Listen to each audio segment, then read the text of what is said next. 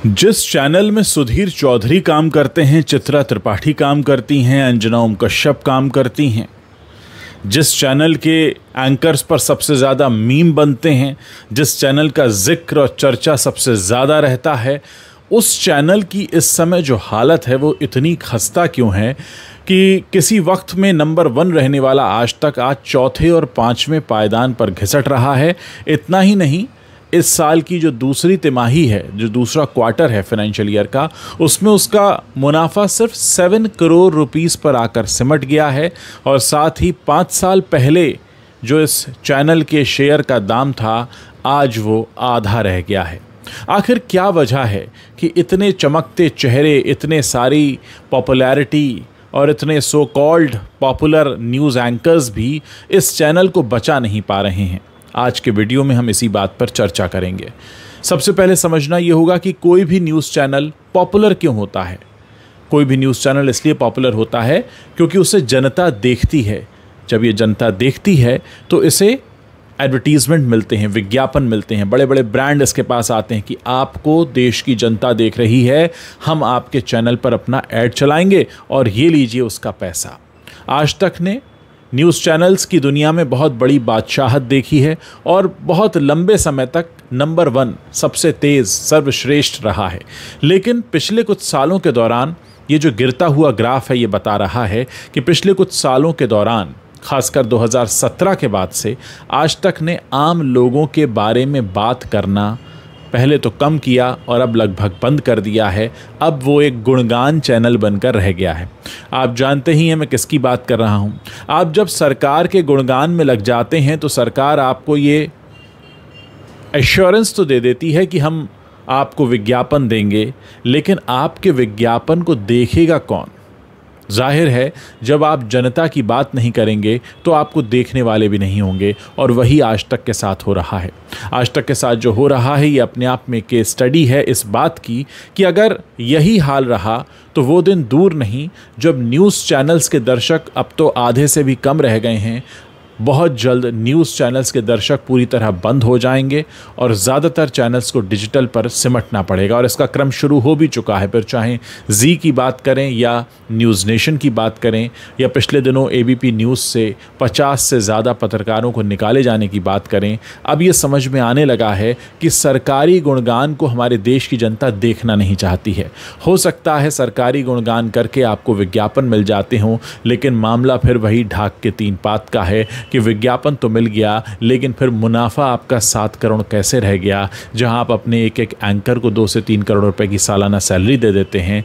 ऐसे में पूरे चैनल का मुनाफा अगर 7 करोड़ पर सिमट आए तो निश्चित रूप से सोचने की बात तो लगती है, और वो भी तब जबकि हमें ये मानना पड़ेगा कि हमारे देश के सो कॉल्ड सबसे पॉपुलर और चर्चित न्यूज़ एंकर्स आपके पास हैं। सबसे ज़्यादा इन्हीं का मजाक उड़ाया जाता है, सबसे ज़्यादा इन्हीं की मीम्स बनाई जाती हैं, और बावजूद इसके कि आप न सिर्फ मुनाफे में नीचे गिर रहे हो बल्कि आपको टीआरपी चार्ट्स में भी नीचे की तरफ आप तेज़ी से जा रहे हैं। इसका मतलब है टीआरपी चार्ट्स में तेज़ी से नीचे की तरफ जाने का मतलब है कि लोग आपको देखना पसंद नहीं करते।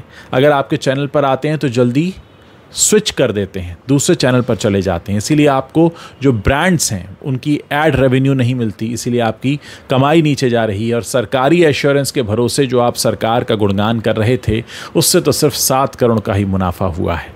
निश्चित तौर पर यह समय जागने का है दोस्तों, जब पत्रकारिता का जन्म ही जनहित की बात करने के लिए हुआ है। मैं अपने मंच पर अक्सर इस बारे में बात करता रहा हूं कि पत्रकारिता का असल मकसद होता क्या है। पत्रकारिता का असल मकसद होता है आम लोगों की बात करना।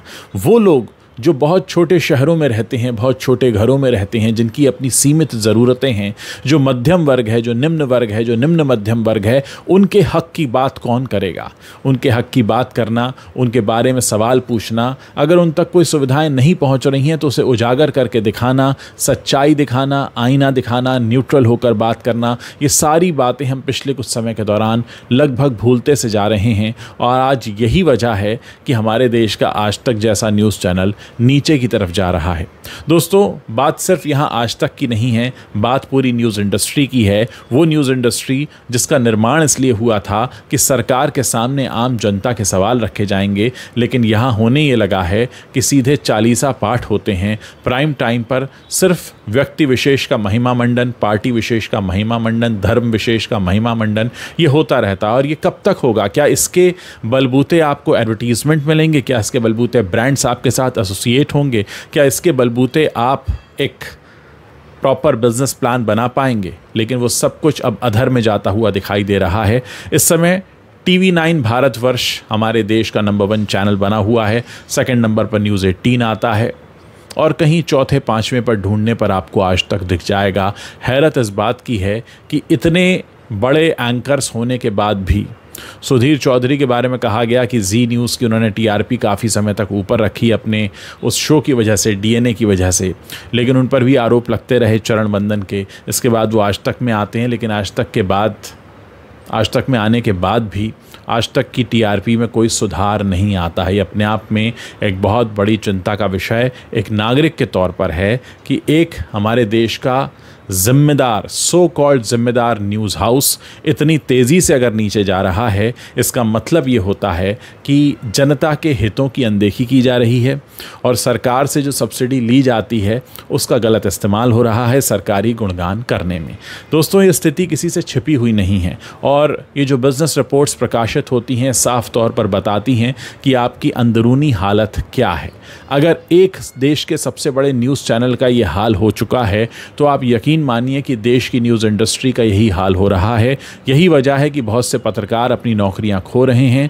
न्यूज़ में भविष्य दिखता नहीं, क्योंकि जनता की बात कहना जो मूल मकसद था न्यूज़ इंडस्ट्री का, अब वो कहीं खो सा गया है। क्योंकि आपको बहुत सारे कॉम्प्रोमाइज़ करने होते हैं, आपको ऊपर से फ़ोन आता है और जब फ़ोन आता है तो आपको खबर की भाषा और धार दोनों बदलनी पड़ती है। और जाहिर है इस बदली हुई भाषा और बदली हुई धार का दर्शक कौन होगा? क्योंकि दर्शक के सामने जब आप बार बार गुणगान पेश करेंगे तो उसको समझ में आ जाएगा कि आपने अब जर्नलिज्म छोड़कर PR करना शुरू कर दिया है। दोस्तों, ये एक दिन में नहीं हुआ, पिछले कई सालों के दौरान हुआ है और अब भविष्य अंधकार में दिखाई दे रहा है। अगर हमारे देश के न्यूज़ चैनल अगर अपना अस्तित्व बचाना चाहते हैं, अपने प्रोफेशन को बचाना चाहते हैं, अपनी उस दुनिया को बचाना चाहते हैं जहां वो पैर जमाकर कभी खड़े हुए थे, तो ऐसे में उन्हें जनता के सवाल पूछने होंगे। सीधे तौर पर जिम्मेदार पदों पर बैठे लोगों की आंखों में आंखें मिलाकर ये कहना होगा कि आप इन सवालों का जवाब दें। प्रेस कॉन्फ्रेंसेस से डर कर भागे नहीं, आपको हमारे सवालों का सामना करना होगा, क्योंकि ये सवाल हम अपने लिए नहीं बल्कि देश की जनता के लिए पूछ रहे हैं।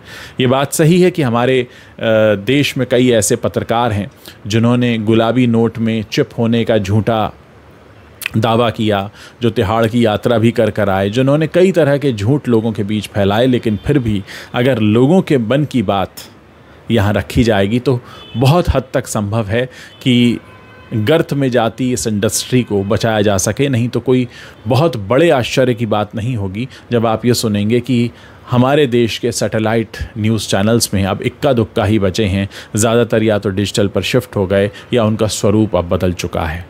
जाहिर है कोई भी बिज़नेस बिना मुनाफे के लंबे समय तक नहीं चल सकता। आप सोचिए, अगर बहुत बड़े न्यूज़ ऑर्गेनाइजेशन का 3 महीने का मुनाफा अगर 7 करोड़ रुपए पे सिमट आया है तो आप अंदाज़ा लगा सकते हैं कि स्थिति कितनी भयंकर है। ये सारी बातें मैंने आपको इसलिए बताई क्योंकि आप में से बहुत सारे ऐसे लोग भी होंगे जो ऐसे चैनल सर्व करते हैं जहां सिर्फ महिमा मंडन हो रहा हो। लेकिन दोस्तों, देश महिमा मंडन से नहीं चलता, यहाँ असल पुरुषार्थ करना होता है, असल तस्वीर दिखानी होती है। मुफ्त में राशन बांट कर अगर काम हो जाता तो पूरी दुनिया में यही काम चल रहा होता, यही मॉडल चल रहा होता। लेकिन अफसोस कि ऐसा होता नहीं है। हर हाथ में रोज़गार देना होता है, हर पत्रकार को सवाल पूछना होता है और हर जिम्मेदार पद पर बैठे व्यक्ति को उसका जवाब भी देना होता है। आप लोग इसके बारे में अपनी क्या राय रखते हैं? इस वीडियो के नीचे आप मेरे साथ शेयर कर सकते हैं।